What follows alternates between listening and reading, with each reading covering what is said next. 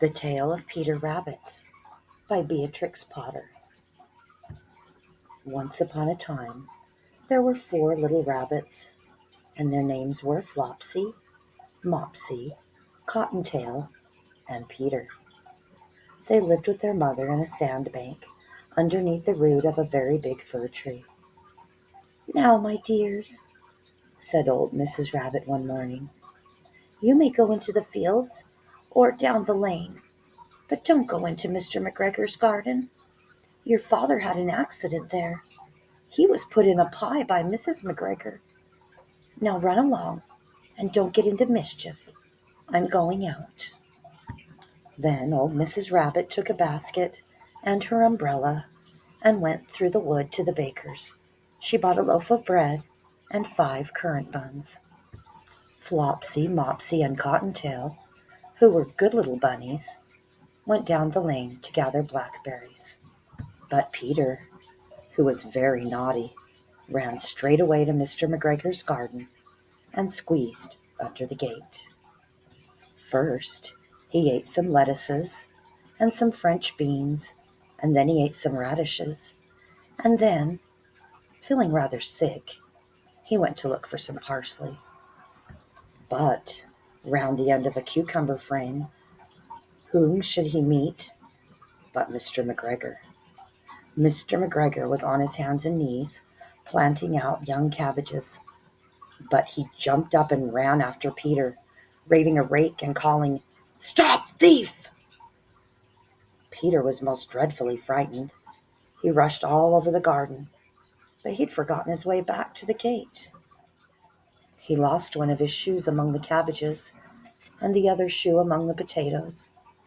After losing them, he ran on 4 legs and went faster, so that I think he might have got away altogether if he had not unfortunately run into a gooseberry net and got caught by the large buttons on his jacket. It was a blue jacket with brass buttons, quite new.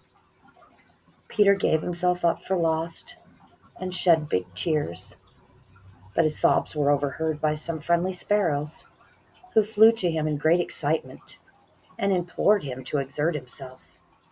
Mr. McGregor came up with a sieve, which he intended to pop upon the top of Peter, but Peter wriggled out just in time, leaving his jacket behind him, and rushed into the tool shed and jumped into a can.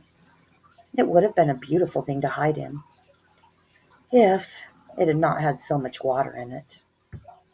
Mr. McGregor was quite sure that Peter was somewhere in the tool shed, perhaps hidden underneath a flower pot. He began to turn them over carefully, looking under each. Presently, Peter sneezed. "Kerchoo!" Mr. McGregor was after him in no time, and tried to put his foot on Peter, who jumped out of a window, upsetting 3 plants. The window was too small for Mr. McGregor, and he was tired of running after Peter. He went back to work. Peter sat down to rest.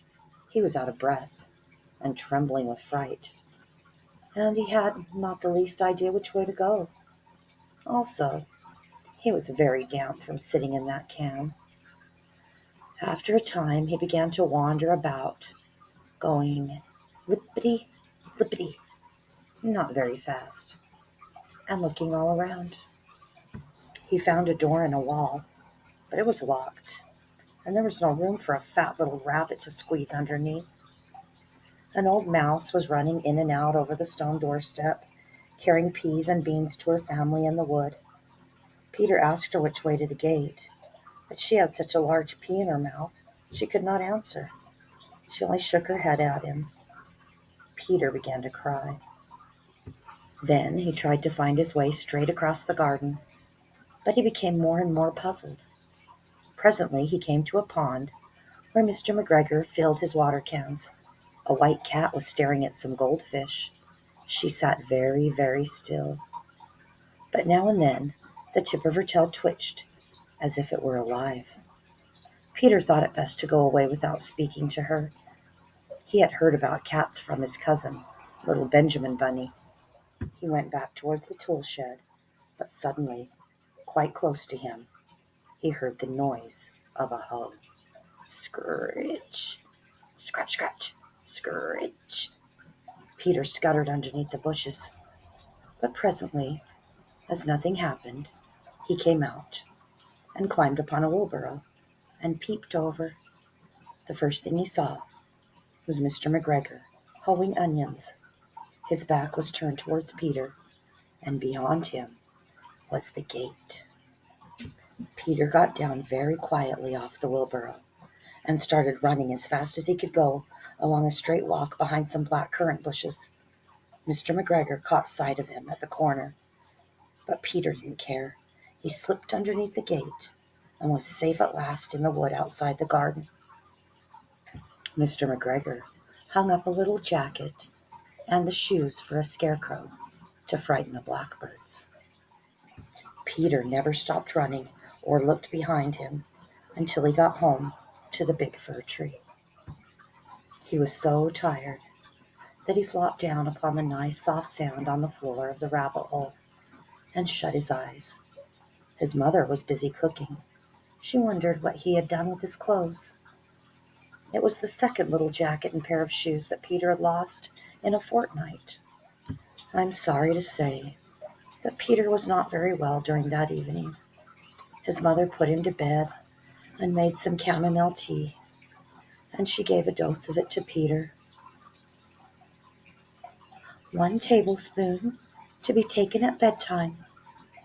But Flopsy, Mopsy, and Cottontail had bread and milk and blackberries for supper.